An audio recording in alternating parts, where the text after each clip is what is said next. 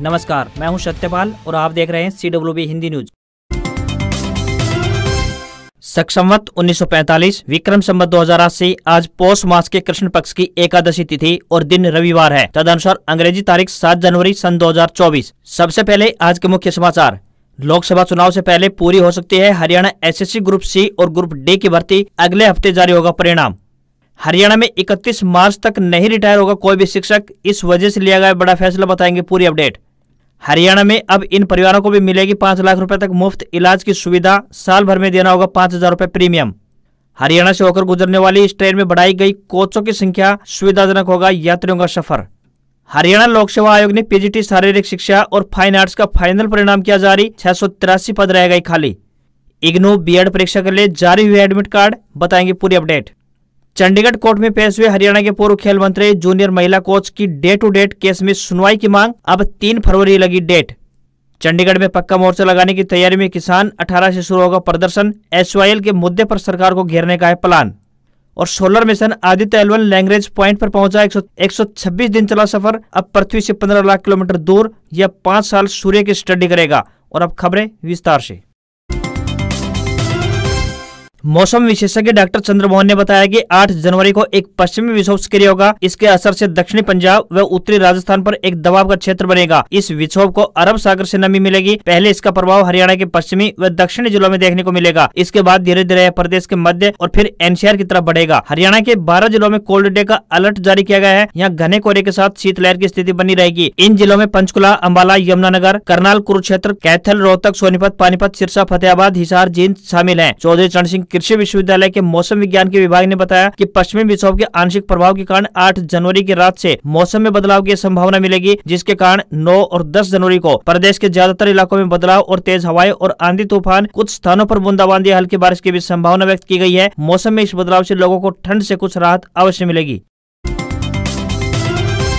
हरियाणा भर में चल रहे 1032 अस्थायी मान्यता प्राप्त निजी स्कूलों के करीब 60,000 विद्यार्थियों की बोर्ड परीक्षा को लेकर संशय बना हुआ है। हरियाणा विद्यालय शिक्षा बोर्ड के समक्ष अभी तक अस्थायी मान्यता प्राप्त निजी स्कूलों के विद्यार्थियों को फरवरी-मार्च 2024 की परीक्षा में बैठने संबंधी कोई हिदायतें नहीं मिली है। वहीं अभी तक इन बच्चों के बोर्ड के समक्ष आवेदन तक नहीं हुए हैं। ऐसे में परीक्षा को लेकर इन विद्यार्थियों के भविष्य पर अभी बॉन्ड पॉलिसी की तलवार लटक गई है। गौरतलब है कि बॉन्ड राशि को लेकर अस्थायी मान्यता प्राप्त निजी स्कूलों ने भी अपने हाथ पीछे खींच लिए हैं, जिसके चलते जिला शिक्षा अधिकारियों ने भी खंड शिक्षा अधिकारियों के माध्यम से अस्थायी मान्यता प्राप्त निजी स्कूलों का डाटा जुटाना शुरू कर दिया है। वहीं इनमें पढ़ने वाले बच्चों की कक्षावार सूची भी दर्ज कराई जा रही है, ताकि इन पर सरकार की कार्रवाई की गाज गिरे तो इनमें पढ़ने वाले विद्यार्थियों का नजदीकी सरकारी स्कूलों से रजिस्ट्रेशन कराकर परीक्षा दिलाई जा सके।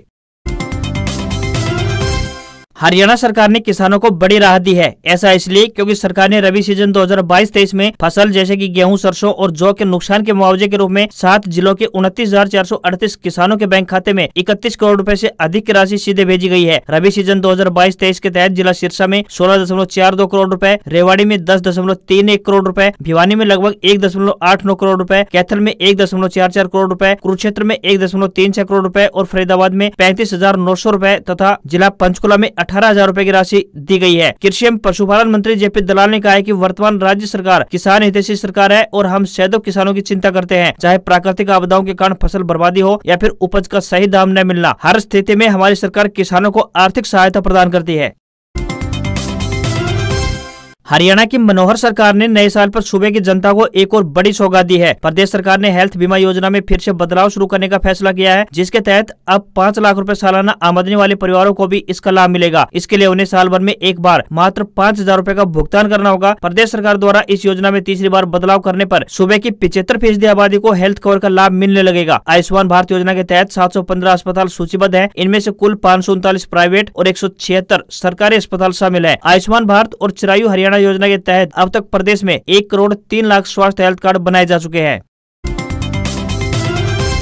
हरियाणा सरकार ने वार्षिक परीक्षा को ध्यान में रखते हुए स्कूली बच्चों के हित में एक बड़ा फैसला लिया है। प्रदेश सरकार ने निर्णय लिया है कि 31 मार्च 2024 तक सरकारी स्कूलों से कोई भी शिक्षक रिटायर नहीं होगा। परीक्षा की घड़ी नजदीक है तो ऐसे समय में बच्चों की पढ़ाई प्रभावित न हो, इसलिए शिक्षा विभाग ने मार्च तक रिटायरमेंट होने वाले शिक्षकों को दोबारा नियोजित करने के निर्देश जारी कर दिए हैं। वहीं हरियाणा कौशल रोजगार निगम यानी HKRN के जरिए भर्ती हुए TGT शिक्षकों को स्पेशल प्रशिक्षण दिया जाएगा और इसके लिए अम्बाला स्थित डाइट मोहड़ा में 12 जनवरी तक ट्रेनिंग चलेगी। इस प्रशिक्षण में सामाजिक अध्ययन, संस्कृत और कला शिक्षा सहायकों को शामिल किया गया है। निर्धारित शेड्यूल के मुताबिक बात करें तो सभी शिक्षकों को प्रशिक्षण लेना अनिवार्य होगा। वहीं कला शिक्षा सहायक के लिए अम्बाला व पंचकुला, संस्कृत के लिए अम्बाला, पंचकुला, कैथल, कुरुक्षेत्र और यमुनानगर, साइंस के लिए अम्बाला, पंचकुला व यमुनानगर और सामाजिक अध्ययन के लिए अम्बाला, पंचकुला और यमुनानगर को चुना गया है। भारतीय जनता पार्टी यानी बीजेपी राष्ट्रीय अध्यक्ष जेपी नड्डा ने शनिवार को पंचकुला में रोड शो किया। इस दौरान मुख्यमंत्री मनोहर लाल खट्टर, हरियाणा बीजेपी अध्यक्ष नायब सिंह सैनी और पार्टी के प्रदेश प्रभारी विपल देव उनके साथ रहे। जेपी नड्डा 3 दिन में दूसरी बार हरियाणा में आए हैं। इससे पहले उन्होंने गुरुवार को ही पंचकुला में हरियाणा विधानसभा अध्यक्ष ज्ञानचंद गुप्ता और दूसरे नेताओं से मुलाकात की थी। जेपी नड्डा ने मनोहर लाल खट्टर की तारीफ करते हुए कहा कि हरियाणा सरकार बेहतरीन कार्य कर रही है। हरियाणा को गरीबी से मुक्त किया गया है। परिवार पहचान पत्र यानी PPP से लोगों को लाभ हुआ है। सरकारी दफ्तरों के चक्कर काटने की आवश्यकता नहीं रही। अब सरकार आपके द्वार पहुंचेगी और काम करेगी। जेपी नड्डा ने अपने बयान में स्पष्ट कर दिया कि लोकसभा चुनाव में हरियाणा में भाजपा किसी भी पार्टी से गठबंधन नहीं करेगी। उन्होंने कहा कि हरियाणा की सभी 10 लोकसभा सीटों में भाजपा के प्रत्याशी जीत दर्ज करेंगे। वहीं नड्डा के रोड शो को हरियाणा के लिहाज से 3 बड़ी वजहों से जोड़कर भी देखा जा रहा है। इनमें हरियाणा की सभी 10 लोकसभा सीटों को दोबारा से जीतना, राज्य में लगातार तीसरी बार सरकार बनाना और हिमाचल की चुनावी हार का असर यहाँ पर न पड़ने देना शामिल है। हरियाणा में लंबे समय से अटकी हुई ग्रुप C और ग्रुप D की भर्ती अब तेजी पकड़ रही है। हरियाणा कर्मचारी चयन आयोग यानी HSSC ने भी परीक्षाओं की प्रति गति को तेज कर दिया है। आयोग की तरफ से हर हफ्ते शनिवार और रविवार को परीक्षाओं का आयोजन किया जा रहा है। आज यानी 7 जनवरी को भी परीक्षा होगी। इसके बाद 14 जनवरी को भी परीक्षा आयोजित की जाएगी। वहीं दूसरी तरफ ग्रुप D की भर्ती प्रक्रिया भी तेज हो गई है। गौरतलब है कि ग्रुप D के लगभग 14,000 पदों पर भर्तियां होनी है। जैसे जैसे चुनाव नजदीक आ रहा है, 2 साल से अटकी हुई भर्तियों की भी भर्ती प्रक्रिया तेज हो रही है। हरियाणा स्टाफ सिलेक्शन ने अब अप्रैल व मई में संभावित लोकसभा चुनाव से पहले प्रक्रिया को तेज कर दिया है। कमीशन का लक्ष्य है कि मार्च तक सभी भर्ती प्रक्रिया पूरी कर ली जाए। ग्रुप C के 32,000 पदों के लिए लिखित भर्ती परीक्षा आयोजित की जा रही है। वहीं अगले हफ्ते ग्रुप D का परिणाम घोषित कर दिया जाएगा। इसके साथ ही चयनितों के लिए पदों के विकल्प के पोर्टल भी खोला जाएगा। आपको बता दें कि दोनों भर्तियों के लिए 10 लाख से ज्यादा युवा प्रतीक्षा में है। ग्रुप D के लिए CET परीक्षा आयोजित हो चुकी है और अब इसके लिए दूसरे चरण की परीक्षा नहीं होगी। भारतीय रेलवे ने यात्रियों की सुविधा को ध्यान में रखते हुए एक राहत भरा फैसला लिया है। रेलवे ने हरियाणा के गुरुग्राम और रेवाड़ी के रास्ते सफर करने वाली दिल्ली जैसलमेर दिल्ली रुणीचा एक्सप्रेस ट्रेन में 2 द्वितीय शयनयान व एक 3rd AC कोच की संख्या में स्थायी तौर पर बढ़ोतरी कर दी है। रेलवे के इस फैसले से हजारों यात्रियों को सुविधाजनक सफर का लाभ मिलेगा। ट्रेन नंबर 14,087 व 14,088 दिल्ली जैसलमेर दिल्ली रुणीचा एक्सप्रेस ट्रेन में दिल्ली से 13 जनवरी से व जैसलमेर से 14 जनवरी से 2 द्वितीय शयनयान व एक 3rd AC डिब्बे की स्थायी तौर पर बढ़ोतरी होने जा रही है। लुधियाना मुल्लामपुर स्टेशन के बीच होने वाले दोहरीकरण कार्य को स्थगित कर दिया गया है। इसके बाद इस रूट पर प्रभावित होने वाली रेल सेवाएं अपने निर्धारित मार्ग व समय सारणी के अनुसार संचालित होने जा रही है। Train number 19,612 Amritsar Ajmer train 9, 11, 16 व 18 जनवरी को, train number 14,720 Amritsar Bikaner train 12 जनवरी को, वहीं train number 14,720 Amritsar Bikaner train 19 जनवरी को अमृतसर से अपने निर्धारित समय सारणी के अनुसार संचालित होंगी।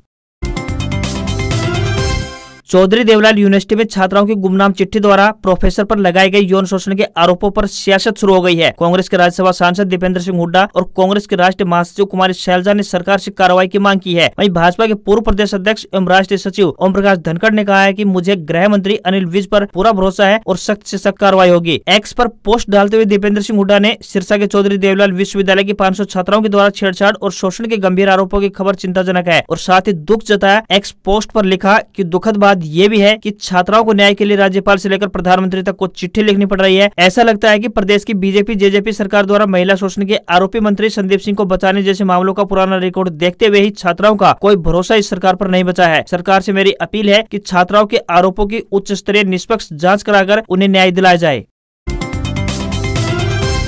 हरियाणा के पूर्व मंत्री निर्मल सिंह बेटी चित्रा सरवारा समेत कांग्रेस में शामिल हो गए हैं। उन्हें पार्टी में शामिल करने की खिचड़ी 8 महीने से पक रही थी, लेकिन पूर्व सीएम भूपेंद्र सिंह हुड्डा को रणदीप सुरजेवाला और कुमारी शैलजा का दिल्ली हाईकमान में कमजोर होने का इंतजार था, क्योंकि 8 महीने पहले कर्नाटक में कांग्रेस की जीत के बाद रणदीप सुरजेवाला और छत्तीसगढ़ चुनाव के चलते कुमारी शैलजा की कांग्रेस के हाईकमान में अच्छी पावर थी। इस बीच हुड्डा बैकफुट पर रहे, लेकिन मध्य प्रदेश और छत्तीसगढ़ में कांग्रेस के करारी हार के बाद रणदीप सुरजेवाला और कुमारी शैलजा कमजोर साबित हुए, तो हुड्डा खेमे ने इसका फायदा उठाते हुए निर्मल सिंह की एंट्री कराई है। दरअसल सुरजेवाला को मध्य प्रदेश का प्रभारी तो वहीं शैलजा को छत्तीसगढ़ की जिम्मेदारी सौंपी गई थी। दोनों ही राज्यों में पार्टी को हार मिली है। शुक्रवार को निर्मल सिंह व उनकी बेटी चित्रा सरवारा को कांग्रेस ज्वाइन कराने के दौरान भी गुटबाजी दिखाई दी। इस दौरान न तो रणदीप सुरजेवाला और न ही कुमारी शैलजा मंच पर नजर आए। राजधानी दिल्ली से अयोध्या जाने वाले यात्रियों के लिए बड़ी खुशखबरी है। अब दिल्ली से अयोध्या जाने वाले यात्रियों के लिए वंदे भारत ट्रेन शुरू हो गई है। वंदे भारत ट्रेन दिल्ली से अयोध्या तक सप्ताह में 6 दिन चलेगी। अयोध्या में राम मंदिर के उद्घाटन से पहले दिल्ली से अयोध्या जाने वाले यात्रियों के लिए ये बड़ी सौगात मिली है। वंदे भारत ट्रेन दिल्ली के आनंद विहार रेलवे स्टेशन से 8 घंटे 20 मिनट के सफर में अयोध्या पहुंचेगी। यह ट्रेन गुरुवार 4 जनवरी से शुरू हो गई है। आनंद विहार दिल्ली से अयोध्या धाम तक चलने वाली वंदे भारत ट्रेन के अप डाउन ट्रेन नंबर 22,425 और 22,426 है। यह ट्रेन आनंद विहार टर्मिनल से सुबह 6:10 पर चलेगी। यह ट्रेन दोपहर 2:30 बजे अयोध्या पहुंचेगी। यह ट्रेन सप्ताह में सिर्फ बुधवार को नहीं चलेगी। इस दिन ट्रेन का मेंटेनेंस होगा। यात्रा के दौरान ट्रेन सिर्फ 2 जगहों पर रुकेगी। इसमें ट्रेन सुबह 11 बजे कानपुर रेलवे स्टेशन पहुंचेगी और दोपहर 12:25 पर लखनऊ के चारबाग रेलवे स्टेशन पहुंचेगी। वापसी की बात करें तो यह ट्रेन दोपहर 3:20 पर अयोध्या धाम से रवाना होगी। यह रात 11:40 पर आनंद विहार रेलवे स्टेशन पर पहुंच जाएगी। अगर किराए की बात करें तो वंदे भारत ट्रेन के चेयर कार का किराया 1625 रुपए है। एग्जीक्यूटिव चेयर कार का किराया 2,965 रुपए रखा गया है।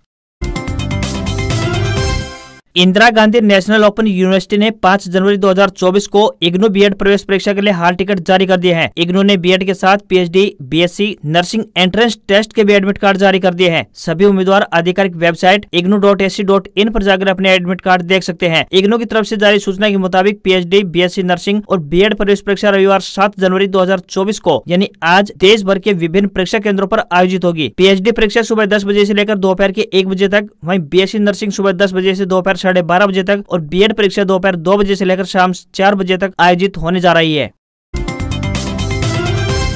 हरियाणा के रोहतक में नगर पालिका कर्मचारी संघ के प्रधान नरेश शास्त्री ने कहा कि पुरानी पेंशन नीति के बहाल करवाने, कच्चे कर्मचारियों को पक्का करने से लेकर कौशल रोजगार निगम को भंग करने सहित दूसरी मांगों को लेकर सरकार पूरा नहीं कर रही है। ऐसे में संघ नेता प्रतिपक्ष और पूर्व सीएम भूपेंद्र सिंह हुड्डा, अभय चौटाला सहित दूसरे नेताओं को मांग पत्र देकर सहयोग मांगेगा। साथ ही सांसद व विधायकों को मांग पत्र देकर कहेंगे कि चुनाव में सहयोग चाहिए तो उनका सहयोग करें। शनिवार को नगर निगम की लाइब्रेरी में हुई प्रदेश कार्यकारिणी की बैठक में ये अहम निर्णय लिया गया है।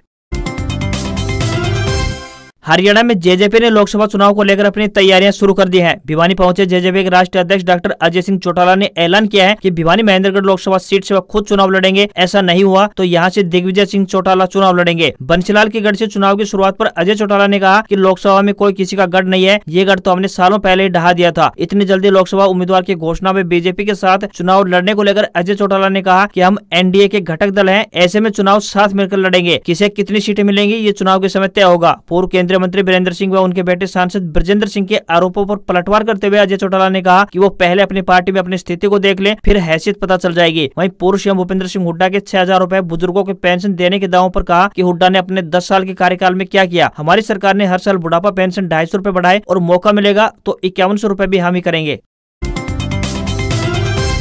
इस हफ्ते सोने चांदी के दामों में गिरावट देखने को मिली है। भारतीय सराफा बाजार में इस हफ्ते की शुरुआत की बात करें यानी 1 जनवरी को सोना 63,302 रुपए पर था, जो अब यानी कि 6 जनवरी को 62,540 रुपए प्रति 10 ग्राम के स्तर पर पहुंच गया है। यानी इस हफ्ते इसकी कीमत 762 रुपए कम हुई है। इस हफ्ते चांदी में 2,000 रुपए से ज्यादा की गिरावट देखने को मिली है। इस हफ्ते की शुरुआत में ये 73,624 रुपए पर थी, जो अब 71,550 रुपए प्रति किलोग्राम पर पहुंच गई है। यानी इस हफ्ते इसकी कीमत 2,074 रुपए कम हुई है। एक्सपर्ट के अनुसार माने तो 2024 में भी सोने की कीमत में तेजी देखने को मिल सकती है। इसके चलते इस साल सोना 17,000 रुपए प्रति 10 ग्राम स्तर तक जा सकता है। वहीं अगर चांदी की बात करें तो ये 85,000 रुपए प्रति किलोग्राम के स्तर को छू सकती है। आज खबरों में बस इतना ही। देखते रहिए आपका अपना हरियाणा का सबसे बेहतरीन news channel CWB Hindi news. नमस्कार, आपका दिन शुभ रहे।